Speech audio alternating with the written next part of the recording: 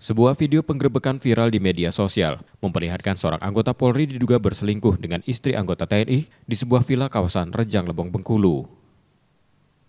Penggerebekan dilakukan setelah laporan warga dan hasil penyelidikan internal TNI yang mengumpulkan bukti perselingkuhan tersebut. Oknum Polri yang terlibat diketahui berinisial Brigadir J, anggota Satlantas Polres Lubuk Linggau.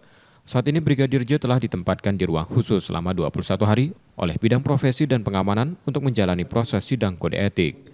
Akibat perbuatannya, Brigadir J terancam diberhentikan secara tidak hormat dari institusinya. Ya, proses saat ini oknum anggota tersebut ditangani oleh Bitpropam Polda Sumatera Selatan.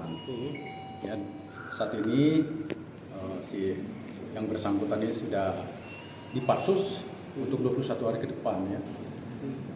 Dalam rangka kita Polda Sumsel khususnya Bitpropam Polda Sumatera Selatan melakukan pemeriksaan maupun proses sidang kode etiknya nantinya sesuai dengan Perpol nomor 7 tahun 2022 ya, tentang kode etik Polri.